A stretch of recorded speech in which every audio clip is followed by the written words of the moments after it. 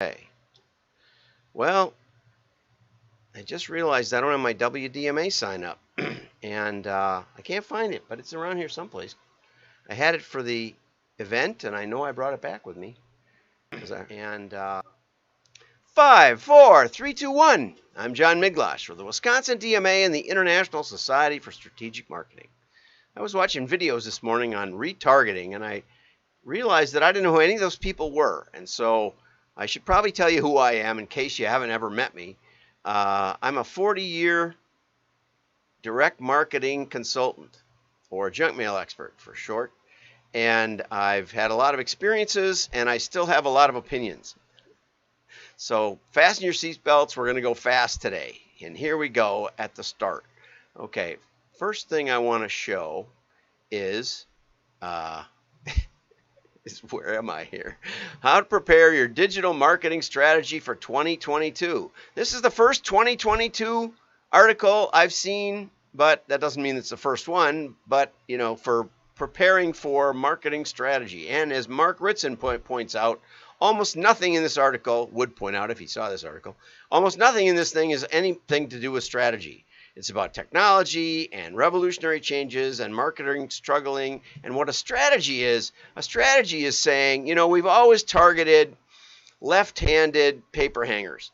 And as a company, we're going to go and try to target, instead of the people buying our wallpaper, we're going to start trying to target women remodeling their house.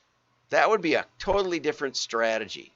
Then we would start thinking about, should we do multi-channel? Should we try to figure out customer journey? Should we do digital, or should we do all that's tactics? All that. Should we do direct mail? Should we hang a paper hanger off of a billboard and let him struggle for a few days?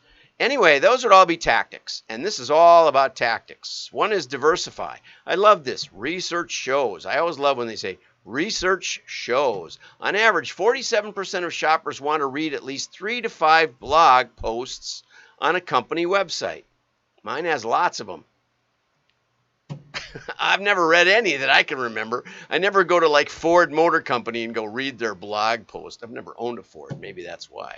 Anyway, video content. People want more videos. Here we are. I'm on video. Do you want this or not? I don't know. LinkedIn seems to keep throttling it.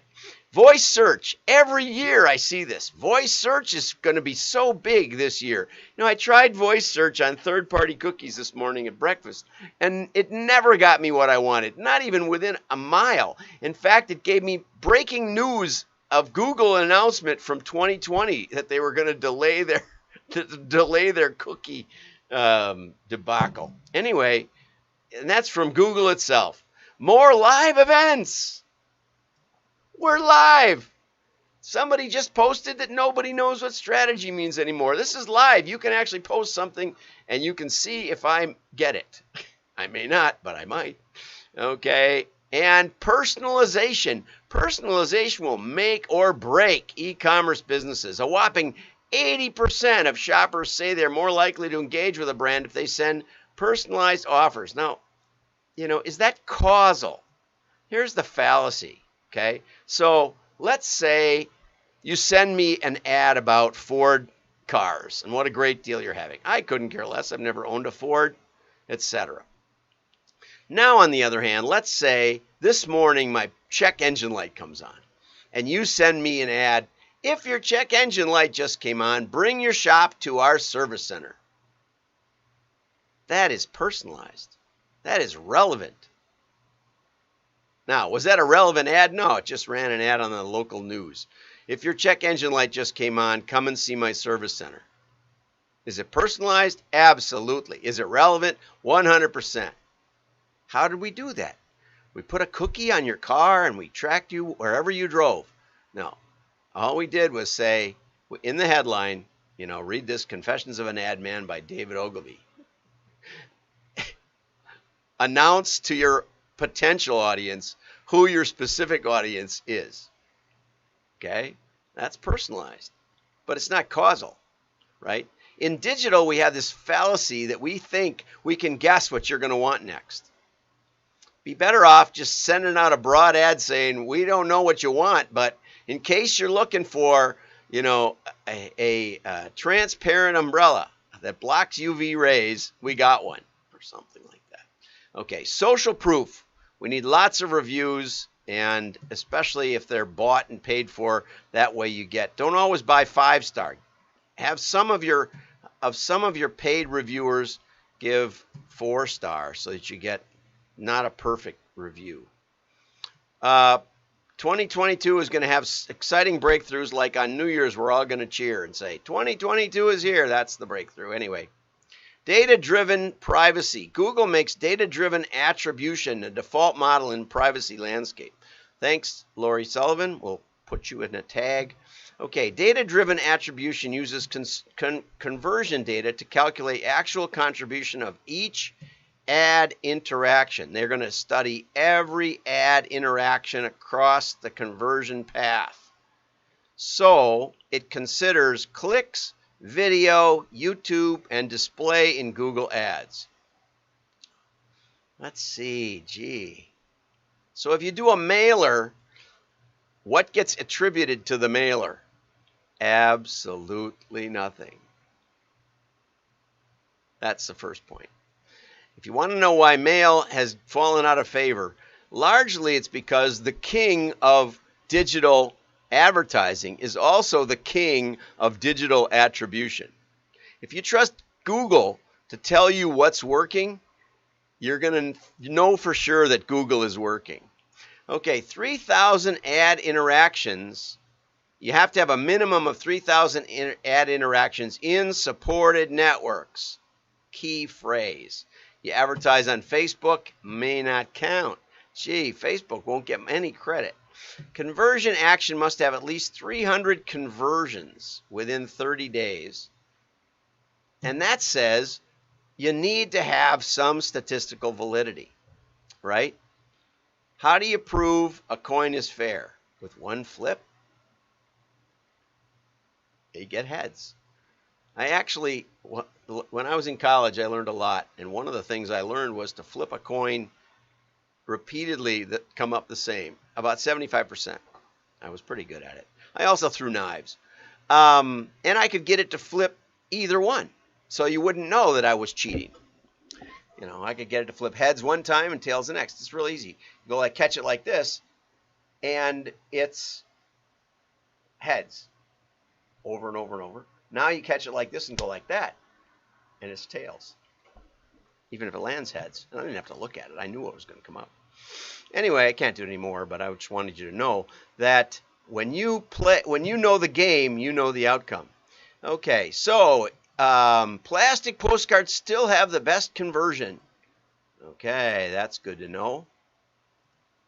And I don't think I've ever used a plastic postcard, but it's something you can test. It's a little more expensive, but most of the postcards I get, and I was going to go in the trash and look for one, but they're folded in half around the rest of my mail, and they're kind of beat up. I mean, they really are. Postcards get beat up more than anything else.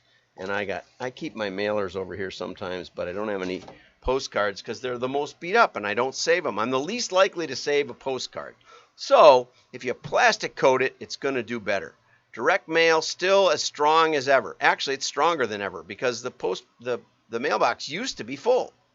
Now everything's kind of special, and then there's more statistics that research shows. Let's go over here to Joy Gendusa, who I every now and then like to cite.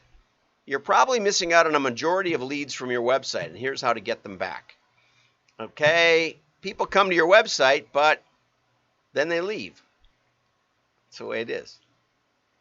It's like deer hunting. Over 90% of the deer you don't shoot at will walk away eventually.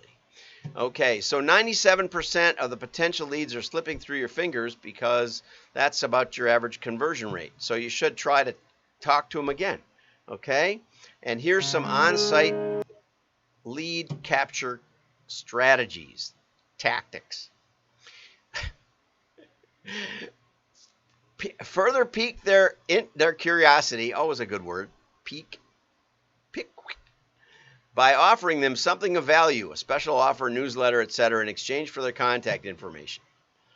The pop-up is my personal favorite, okay? And they said, this is really interesting, I thought. We've improved the effectiveness of our pop-ups from 27 to 4%, 0.27, 0.3 to 4%. That's like 1,000% improvement with A/B testing. Now, they probably actually advertise this stuff. You know, personally, if you have a small website that doesn't get a lot of views, you know, I don't think I went through a lot of work putting up pop-ups and then another version of pop-ups and then another version of pop-ups and offering them something, you know, one of my 5 strategies for database marketing or something, you know, probably tactics. And I don't think I ever captured one email address that way, which is one of the problems. Digital is tough to scale. You know, people want to be anonymous. They want to lurk around, okay? And then she talks about a 4% increase in the leads from your website traffic. Well, this isn't a 4%. This is 1,000%. This is way beyond. Okay.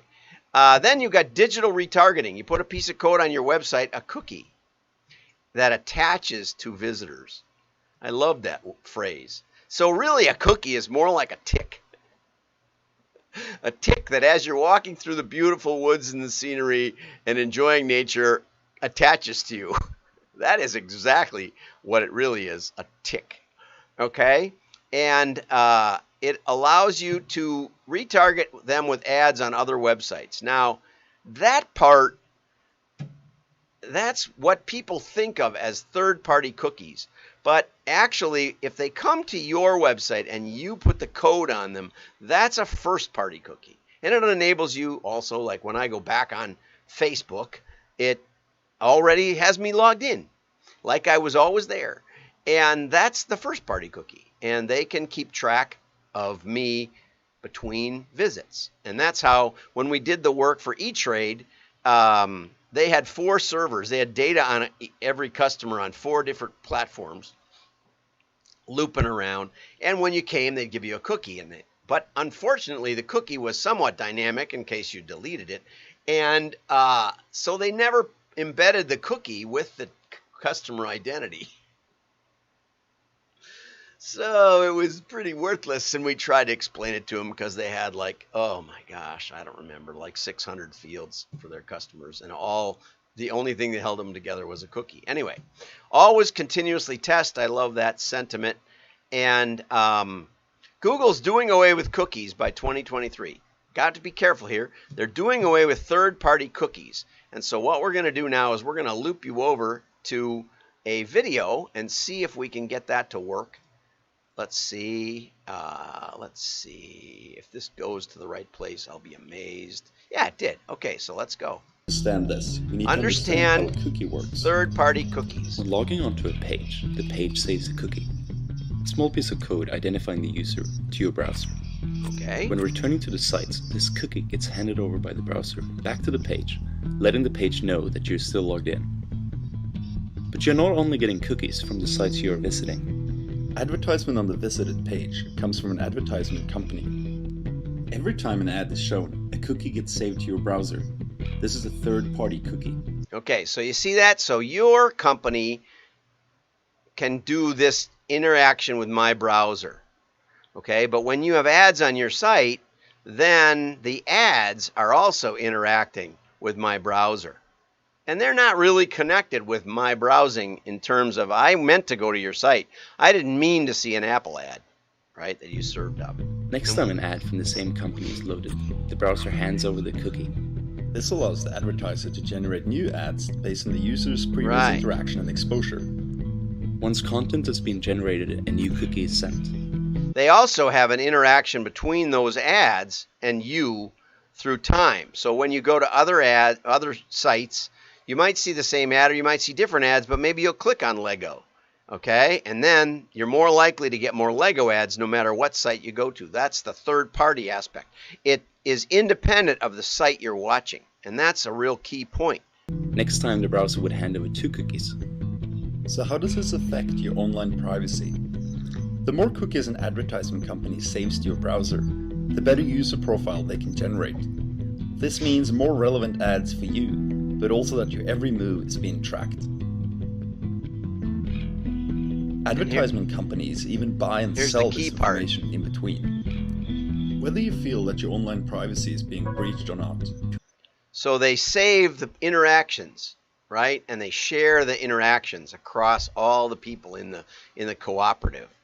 So you can delete your cookies, but you're getting full of cookies. The funny part is that like WDMA.org, I double checked it and we're serving up cookies. Did I ever do that? No. It has something to do with the WordPress apps that I'm serving up. So that's like, it's like Crazyville, you know. You can't even if you wanted to produce a website that didn't have cookies, it'd be hard to get rid of them because they're hard to get rid of. And I have no idea how to get rid of them. So anyway, so they come to your website, and now you know, first party, you sign up for an email list, you view a service, product page, or abandoning your shopping cart. Now we can capture your IP address, okay, not just your cookie. So when you go to a website, and you know, you think of it as interactive, it's not really. You go to the website, serves up a whole bunch of files and pictures and links. And the files, pictures, and links, especially the links, you click a link or you click a menu item, and then it brings up a whole nother set of junk and fills your browser with that. And it has to know what kind of device you're on. It has to know what kind of browser you're on in order to optimize that for you. Okay. So, and it has to send them somewhere back to you. So there's a continuous send to you, and you make a choice, and then send to you, and that's why your IP address is important. And so now we can check your IP address, and maybe you opted into Netflix or something. And so maybe we already know your physical address. The tricky part is that there isn't really a one-to-one great correspondence with the IP address. So companies are very creative about trying to figure that out. And the one I always liked was, where does your cell phone sleep? It's probably your home address, right? So let's track the location and find out where you, it stays put there for, you know, or where do you work? It stays there for most of the day if you go to the office. Okay. But the problem with that is that, like I said, they don't always match. And, you know, my experience, and I verify this every time I talk to a new provider of this.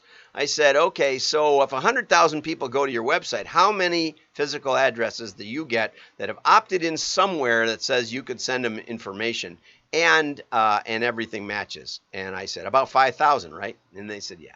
So that's the tricky part, is it sounds like a great promise, but if you've got 1,000 people coming, then you're talking about, what, 50?